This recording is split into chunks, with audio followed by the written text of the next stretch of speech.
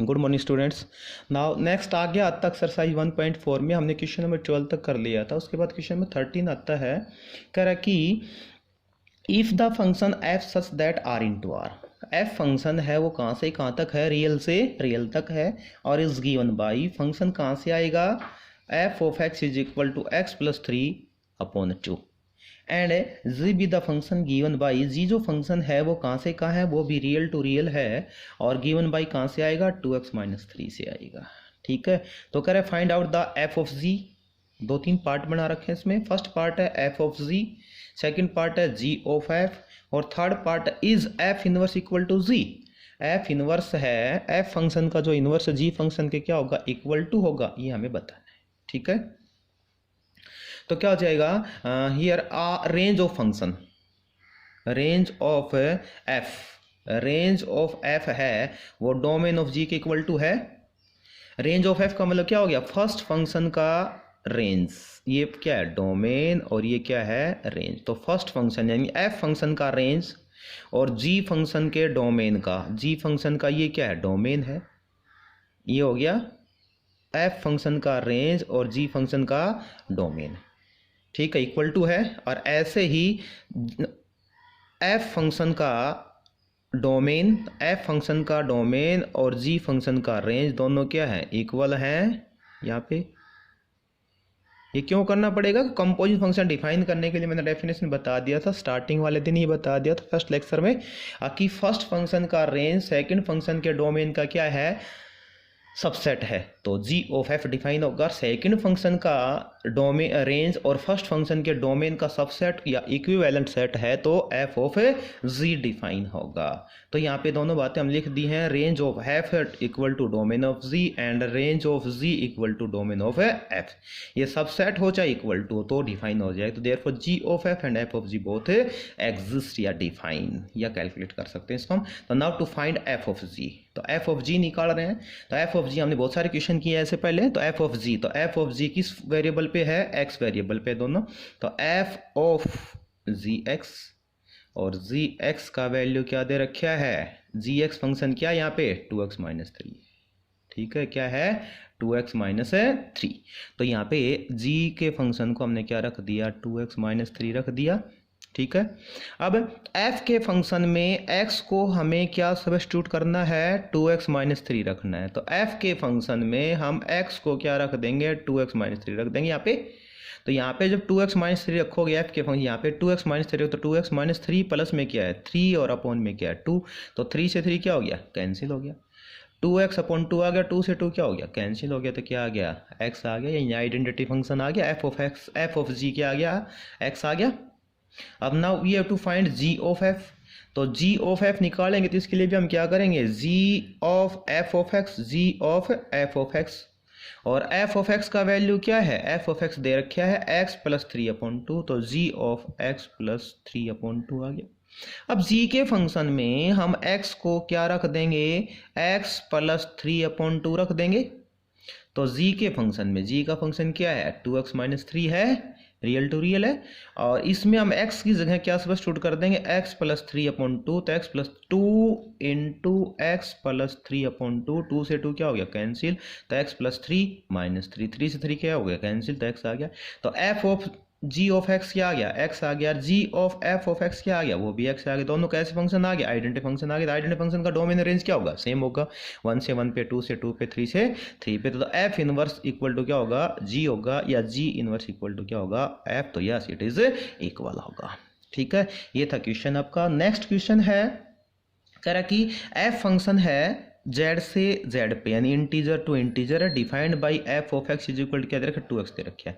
f function integer to integer define हो रहा है, और इस वैल्यू के लिए डिफाइन हो रहा है, किस वैल्यू के लिए, f of x is equal 2x के लिए, where for all x belong किसमें कर रहा है, इंटीजर में। सभी x जो हैं वो इंटीजर में एग्जिस्ट कर रहे हैं, तो उस टाइम ये फंक्शन इंटीजर टू इंटीजर क्या है, डिफाइन है। Means integer to integer function define है, यानी 1 भी और 1 भी बना रहा है। ठीक है, ऐसे ही g का जो फंक्शन है, find g such that, g का फंक्शन हमें डिफाइन करना है, इंटीजर टू इंटीजर डिफाइन करना है, और सच दैट गिवन क्या है, सच दैट का मतलब क्या हो गया, गिवन। गिवन रिजल्ट क्या है यहाँ पे, गिवन है g of f is equal to i of z।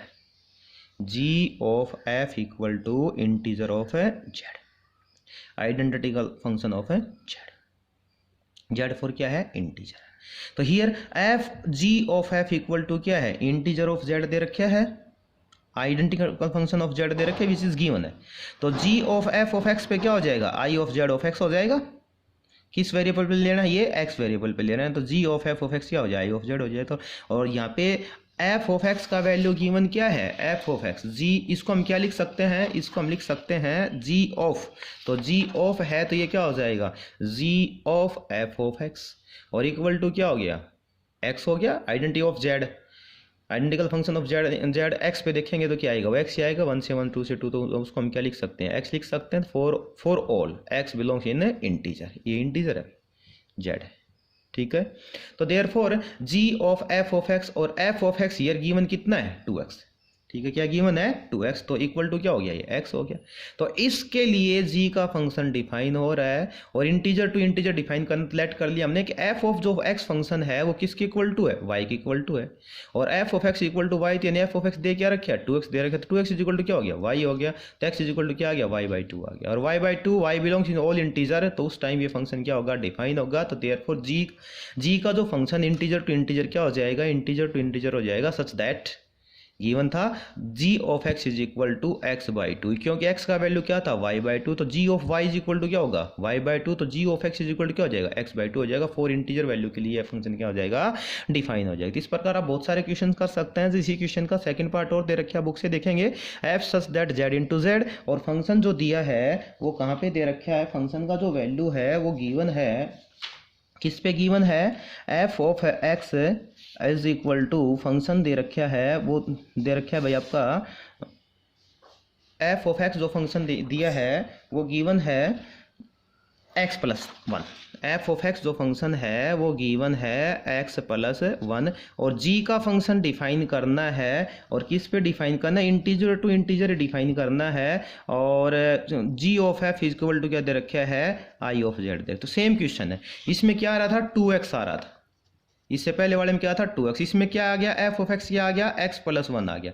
तो 2x था, तो z का जो g का जो फंक्शन था वो कहाँ से कहाँ तक आया था, g का जो फंक्शन है वो आ गया था, g ऑफ x आ गया था आपका x/2, यहाँ पे क्या आ जाएगा, g का जो फंक्शन है z से z पे क्या आ जाएगा, x-1 आ जाएगा। तो ऐसे बहुत सारे क्वेश्चन मिलेंगे, आप उनको सोल्व कर सकते हो।